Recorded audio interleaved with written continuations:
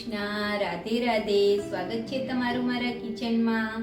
તો આજે હું તમારી સાથે શેર કરીશ એકદમ ટ્રેડિશનલ રીતથી તડકા છાયામાં બનતા કેરીના છુંદાની રેસીપી.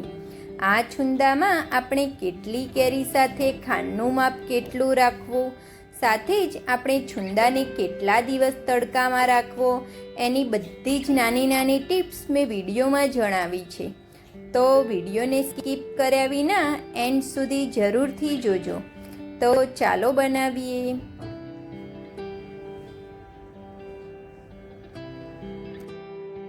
તો સૌપ્રથમ કેરીનો છુંદો બનાવવા માટે મેં આ 1 કિલો જેવી રાજાપુરી કેરી લીધી છે. કેરીનો છુંદો બનાવવા માટે આપણે રાજાપુરી કેરીનો જ ઉપયોગ કરવાનો. હવે આ કેરીને મેં બરોબર સરસ ઘસી અને ધોઈ લીધી છે. હવે તેને આપણે આ રીતે કોટનના કપડાથી લૂછી લેવાની છે. બંને કેરીને આપણે લૂછી લઈશું. કેરીનો છુંદો બનાવવા માટે ફ્રેન્ડ્સ તમે કોઈ પણ કેરી લઈ શકો છો, પરંતુ જો આ છુંદાને આપણે આખું વરસ સાચવવું હોય તો રાજાપુરી કેરીનો જ ઉપયોગ કરવાનો. રાજાપુરી કેરી જાડા દળવાળી હોય છે, એટલે તે અથાણા અને છુંદા માટે સ્પેશિયલ કેરી આવે છે.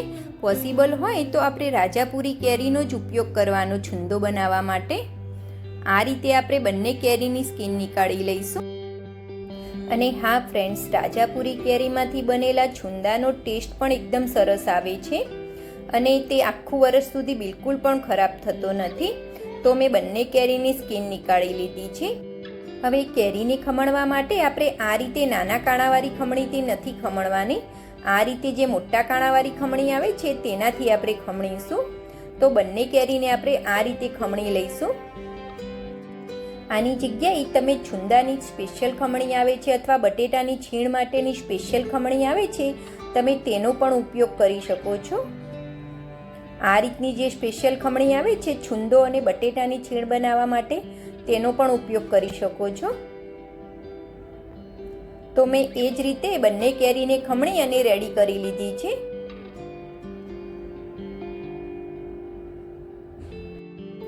આ રીતે મોટી ખમણીથી ખમણીશું તો આપણું કેરીનું છીણ પણ એકદમ સરસ મોટું બનીને તૈયાર થશે. હવે આ છીણને મેં એક મોટા વાસણની અંદર લઈ લીધું છે. હવે આ છીણની અંદર આપણે એક મોટી ચમચી ભરીને મીઠું એડ કરી દઈશું. 1 ટેબલ સ્પૂન જેવું મીઠું એડ કરવાનું છે.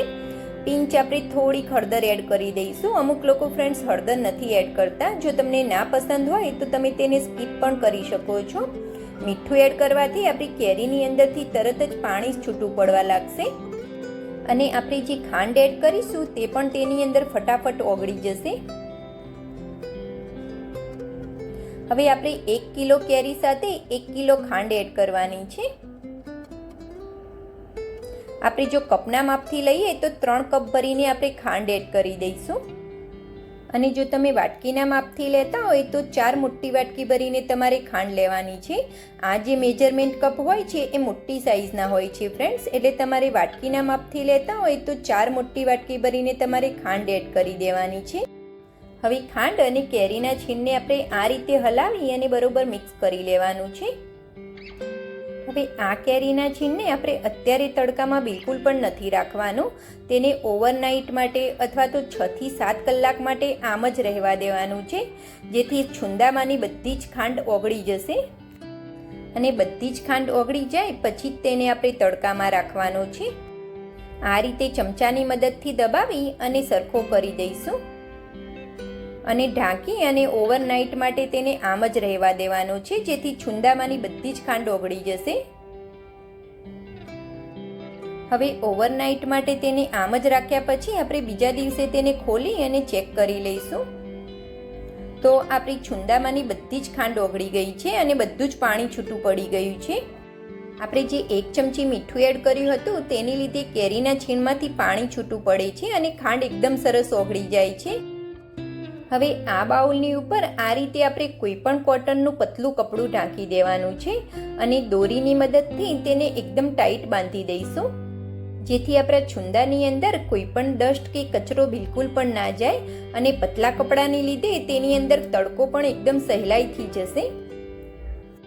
હવે આ બાઉલને આપણે 6 થી 7 દિવસ માટે તડકાની અંદર રાખવાનો છે. જ્યાં વધારે તડકો આવતો હોય ત્યાં તમારે રાખવાનો છે. હવે 5 દિવસ પછી આપણે છુંદાને ખોલી અને ચેક કરી લઈશું અને બરોબર હલાવી અને મિક્સ કરી લેવાનો છે. ફ્રેન્ડ્સ, આ પ્રોસેસ તમારે દરરોજ કરવાની છે. જ્યારે છુંદાને તમે તડકામાંથી લાવો પછી થોડીવાર પછી તમારે તેને ખોલી અને બરોબર મિક્સ કરી લેવાનો છે અને ફરીથી કોટનનું કપડું બાંધી દેવાનું છે. હવે 5 દિવસ પછી તેની અંદર આપણે મસાલા કરી લઈશું. તો 6 નંગ જેવા મેં લવિંગ એડ કર્યા છે, થોડાક તજના ટુકડા એડ કર્યા છે, 1 નાની ચમચી મીઠું એડ કર્યું છે અને 2 નાની ચમચી જેવું લાલ મરચું પાવડર એડ કર્યું છે. મીઠું આપણે પહેલાં પણ એડ કર્યું હતું, તો એ જ પ્રમાણે આપણે મીઠું એડ કરવાનું. અત્યારે જે મેં મીઠું અને મરચું એડ કર્યું છે તે જે મસાલિયાની અંદર નાની ચમચી આવે છે તે માપથી એડ કર્યું છે, જે ટીસ્પૂનના માપની હોય છે. આ બાબતનું તમારે ખાસ ધ્યાન રાખવાનું છે ફ્રેન્ડ્સ. હવે આ રીતે હલાવી અને છુંદા અને મસાલાને એકદમ સરસ મિક્સ કરી લેવાનું છે. હજુ પણ આપણો જે છુંદો છે તેનો રસો થોડો પતલો છે, તો 1 દિવસ હજુ તેને આપણે રહેવા દઈશું તડકાની અંદર. હવે ફરીથી તેની ઉપર આપણે કોટનનું કપડું ઢાંકી અને 1 દિવસ માટે તડકાની અંદર રહેવા દેવાનો છે. છુંદાને આપણે 5 દિવસ થઈ જાય તડકાની અંદર રાખ્યા પછી તેને 6થા દિવસે તેની અંદર બધા જ મસાલા કરી લેવાના. હવે તેને આપણે 1 દિવસ તડકાની અંદર રાખીશું, જેથી બધા જ મસાલા આપણા છુંદાની અંદર એકદમ સરસ ભળી જાય છે અને આપણા બધા જ ખડા મસાલાની ફ્લેવર આપણા છુંદાની અંદર ખૂબ જ સરસ આવી જાય છે. હવે 6થા દિવસે આપણે છુંદાને તડકામાંથી લાવ્યા પછી આપણે છુંદાને ખોલી અને ચેક કરી લઈશું. ફ્રેન્ડ્સ, છુંદો બનાવવા માટે તમારા ઘરની અંદર જ્યાં વધારે તડકો આવતો હોય ત્યાં છુંદાને તમારે રાખવાનો, જેમ કે ઘરની છત અથવા તો બાલ્કનીની અંદર રાખવાનો. હવે 6 દિવસ પછી આપણે છુંદાને ચેક કરીએ તો આપણા છુંદાનો રસો એકદમ સરસ ઘટ થયો છે. આ રીતે રસો ઘટ થાય તો જ આપણો છુંદો પરફેક્ટ બન્યો કહેવાય. જેમ કે અડધા તારની અથવા તો ચીપચીપી ચાસણી આપણે બનાવતા હોય એ રીતનો આપણા છુંદાનો રસો ઘટ થવો જોઈએ. હવે આપણા છુંદાની અંદરથી ખડા મસાલાની ફ્લેવર એકદમ સરસ આવે છે અને છુંદાનો કલર પણ એકદમ સરસ લાલ આવ્યો છે. હવે આ છુંદાને આપણે આખું વરસ સાચવવા માટે કોઈ પણ કાચના જારની અંદર ભરી લઈશું. ફ્રેન્ડ્સ, આ છુંદાની ટ્રેડિશનલ રેસીપી તમને ગમી હોય તો મારી વિડીયોને લાઈક અને મારી ચેનલને સબસ્ક્રાઈબ કરવાનું બિલકુલ પણ ભૂલતા નહીં. સબસ્ક્રાઈબ કરવું બિલકુલ ફ્રી છે. Thanks for watching. જય શ્રી કૃષ્ણ.